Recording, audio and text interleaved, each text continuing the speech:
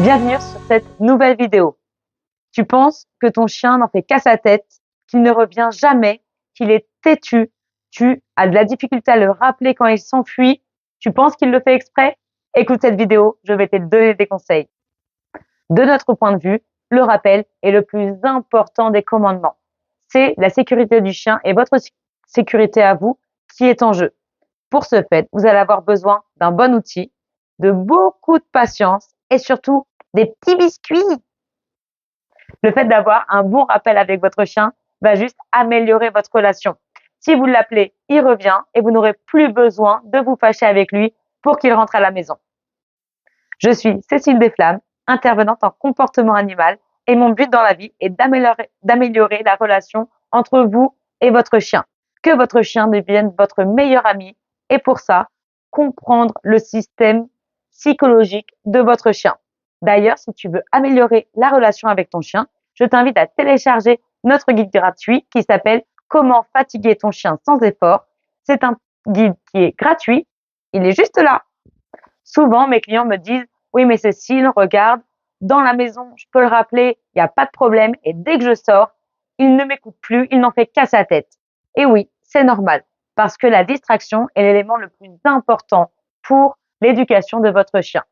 Je m'explique. À la maison, vous n'avez pas de distraction. Fait que forcément, votre chien revient car vous êtes sa seule occupation, finalement. Par contre, à l'extérieur, il y a les oiseaux, il y a les chats, il y a les odeurs, il y a les sapins, il y a les voitures, etc. Fait que forcément, votre chien est moins concentré dans son éducation.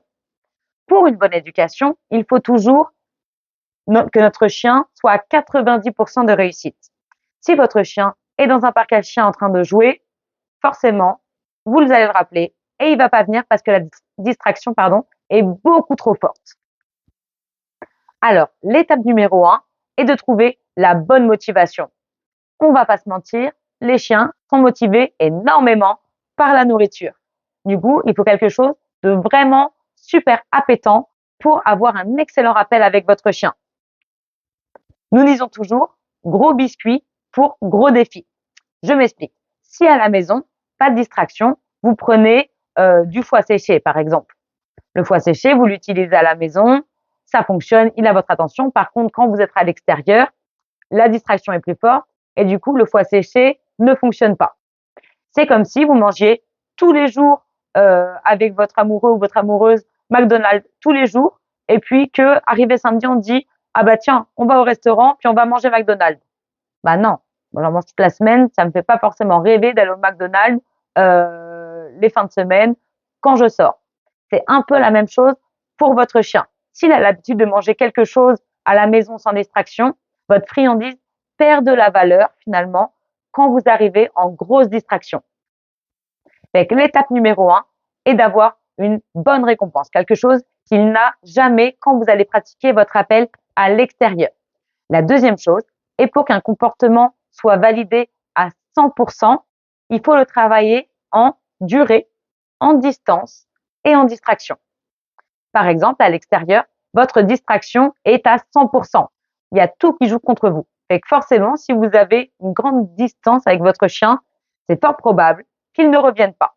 Alors que si vous êtes juste à côté de lui, là, vous allez avoir plus de chances de le rattraper. Fait qu'il faut le faire une étape à la fois et attention à nos attentes. Je vous conseille de prendre une longe avec votre chien et d'essayer d'abord de faire des rappels dans le jardin, quelque chose qu'il connaît. Si vous avez une cour, par exemple. Si vous n'avez pas de cour, vous pouvez le faire dans votre rue. Il n'y a pas de problème. Vous prenez votre chien en longe, vous mettez à 3 mètres de distance de votre chien, vous le rappelez, il revient, super friandise, et vous augmentez la distance avec votre chien au fur et à mesure. Si vous voyez qu'au bout d'un moment, votre chien ne revient pas, c'est peut-être que la distraction est trop forte à ce moment-là ou que la distance est trop élevée. Quand il y a quelque chose de gros, par exemple un dé de gros comme la distraction, la distance doit être à 0 jusqu'à ce que vous puissiez mélanger les deux. Pour avoir 100% de réussite, vous êtes mieux de travailler un dé à la fois, ou soit la distance. Donc la distance, vous le travaillez par exemple dans votre maison parce qu'il n'y a pas de distraction. Là, vous pouvez être comme à des étages différents et puis travailler son rappel sans distraction. Par contre, si vous êtes à l'extérieur avec beaucoup de distractions, la distance entre vous et votre chien doit être réduite pour toujours avoir 90% de réussite avec votre chien.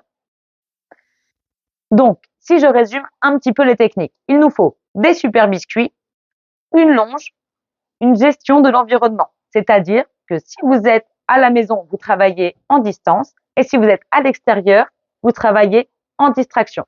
Il faut faire attention, toujours 90% de réussite et surtout des courtes durées.